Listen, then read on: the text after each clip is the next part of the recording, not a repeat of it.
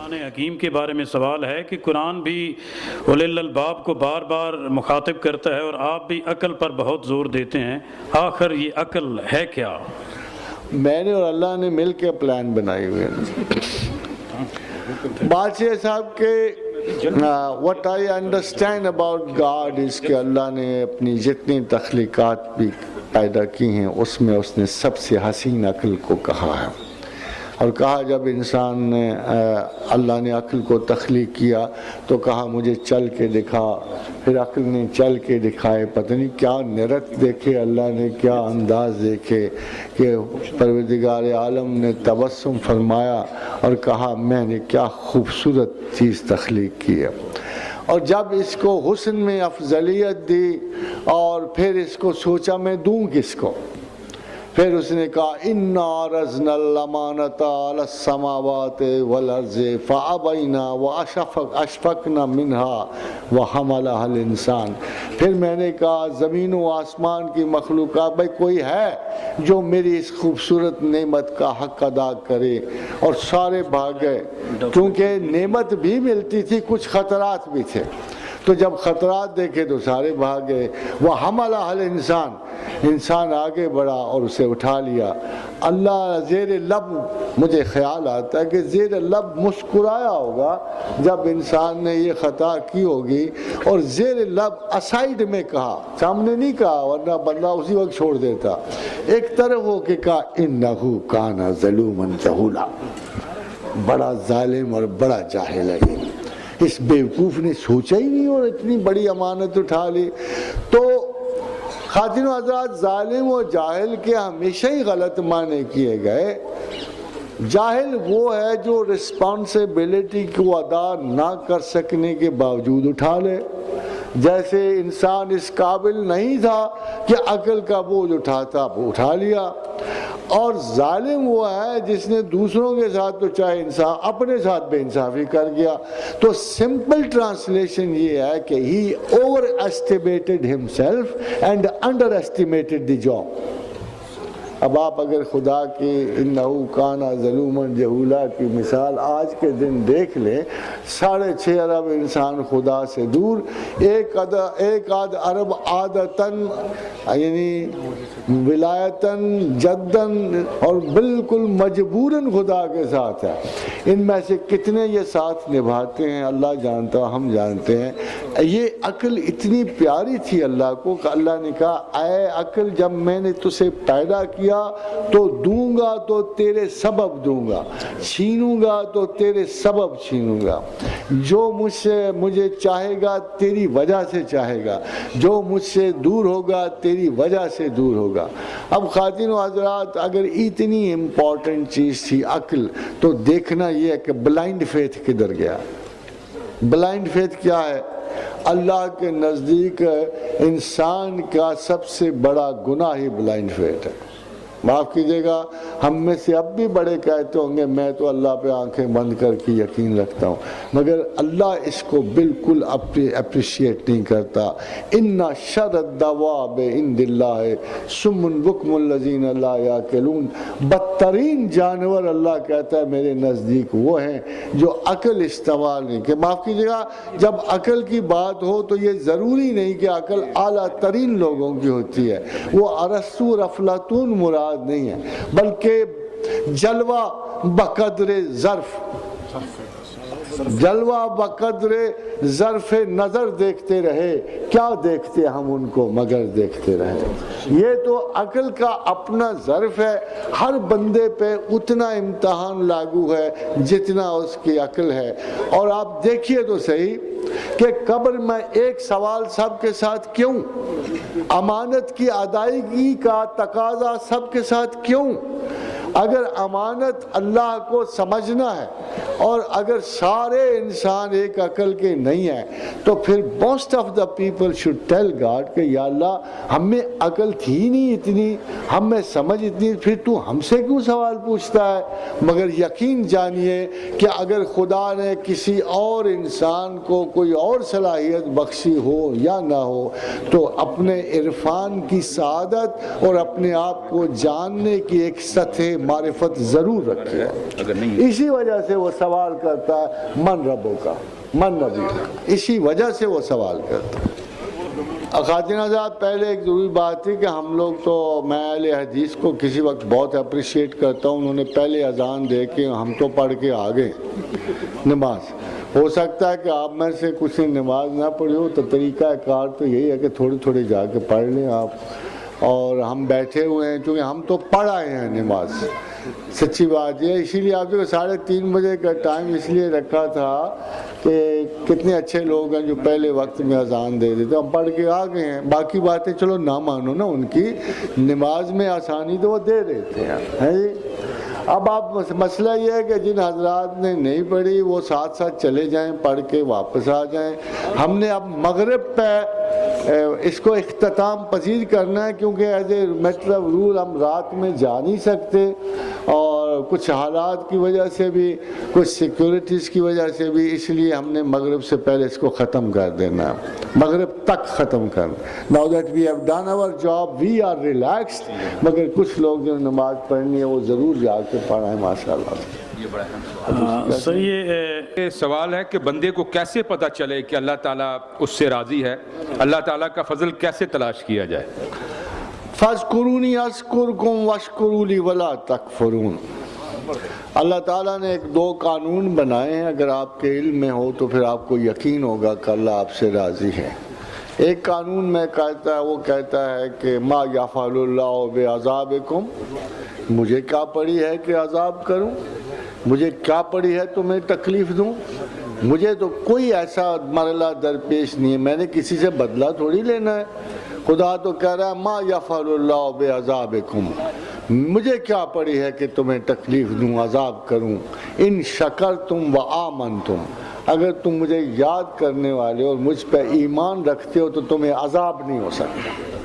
تو خواتین حضرات، عذاب تو گیا نا، ایک چیز تو گئی نا، اور بڑی سادگی سے گئی کہ اگر تم مجھے یاد کرتے رہتے ہو اور اگر تم پہ مجھے اچھا ایمان رکھتے ہو تو ایک کام تو ہوا کہ ما یفعل اللہ بعذابکم، مجھے کیا پڑی ہے کہ تمہیں عذاب کروں۔ دوسری بات دیکھیے گناہ کی، میں اب پچھلی میں اپنے بات میں گارنٹی دے بیٹھا ہوں، اس نے کہا جو مرضی گناہ کرو، اگر تمہیں میرا پورا یقین ہے اور میری رحمت پر یقین ہے تو جب بھی تم توبہ کے لیے پلٹو گے میں ضرور اسے قبول کروں گا۔